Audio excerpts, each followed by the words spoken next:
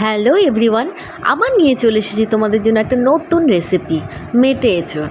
মেটে এঁচোড় তৈরি করতে আমার দরকার একটা এঁচোড়, যেটাকে আমি কেটে সেদ্ধ করে নিয়েছি, এবং মেটেটাকেও আমি একটু জল দিয়ে ভাপিয়ে নিয়েছি, এবং ছোট আলু দিয়েছি, বড় আলু দিচ্ছি না এখানে, আমি ছোট আলু সেদ্ধ করে নিয়েছি, এবং কিছু পেঁয়াজ কুচি নিয়েছি, গোটা কাঁচা লঙ্কা রেখেছি, রসুন কুচি এবং পেঁয়াজ রসুন লঙ্কা বেটে নিয়েছি, সাথে শুকনো লঙ্কার গুঁড়ো দিয়েছি, এবং জিরে ধনে বেটে নিয়েছি, সাথে টমেটো কুচি, এবং ফোড়ন দেওয়ার জন্য আমি গোটা জিরে শুকনো লঙ্কা তেজপাতা দারচিনি এলাচ নিয়েছি।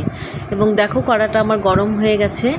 এবার আমি কিছুটা পরিমাণ সর্ষের তেল দিয়ে দেবো, দিয়ে ফোড়ন দিয়ে দিলাম গোটা জিরে তেজপাতা শুকনো লঙ্কা দারচিনি এলাচ ফোড়ন দিয়ে দিলাম।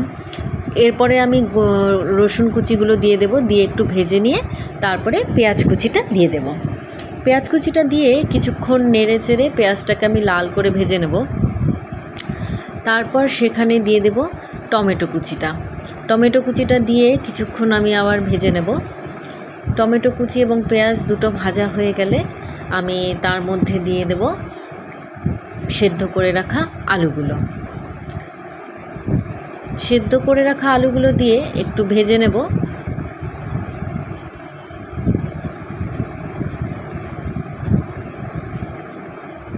তারপরে কিছু স্বাদ মতো নুন দিয়ে দিলাম এবং পরিমাণ মতো হলুদ।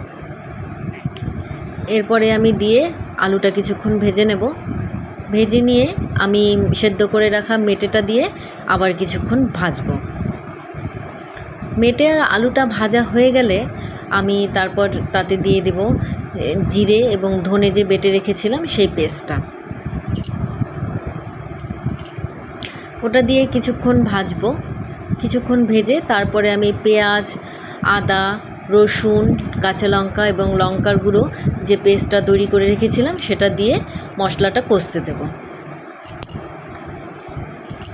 মশলাটা ততক্ষণ কষবো যতক্ষণ মশলাটার গা থেকে তেলটা না ছেড়ে দিচ্ছে। মশলাটা আমার কষা হয়ে গেছে দেখো। এবার আমি সেদ্ধ করে রাখা এঁচোড়টা দিয়ে দিলাম, তার মধ্যে দিয়ে কিছুক্ষণ আমি ভেজে নেব। যেহেতু এঁচোড়টা আমার আগে থেকেই সেদ্ধ করা আছে তাই আমি এটা শেষে দিলাম, দিয়ে একটু ভেজে নেব।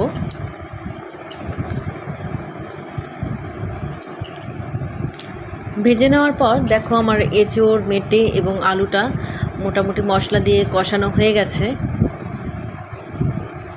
এরপর আমি এর মধ্যে দিয়ে দেব জল, সামান্য পরিমাণ জল। আমি এখানে ঠান্ডা জলই ইউজ করছি, গরম জল দিচ্ছি না। জল দিয়ে কিছুক্ষণ পর আমি ফুটতে দেব।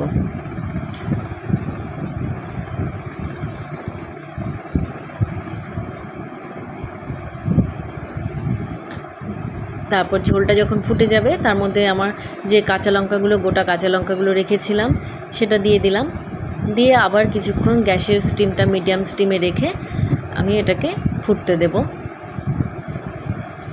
দেখো আমার ঝোলটা তৈরি হয়ে গেছে। এরপরে আমি এতে বেটে রাখা গরম মশলাটা দিয়ে দিলাম।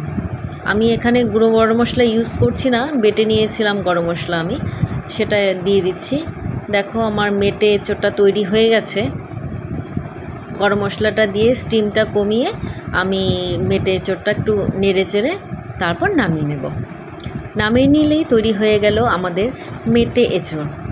দেখতে যেরকম সুস্বাদু হয়েছে খেতেও সেরকমই সুস্বাদু। তোমরাও চাইলে বাড়িতে এরকম বানিয়ে নিতে পারো চটজলদি মেটে এঁচোড়। তোমাদের যদি এই ভিডিওটা ভালো লেগে থাকে অবশ্যই লাইক কমেন্ট অ্যান্ড শেয়ার করো, আর ভিডিওটি কেমন লাগলো অবশ্যই জানিও। Thank you.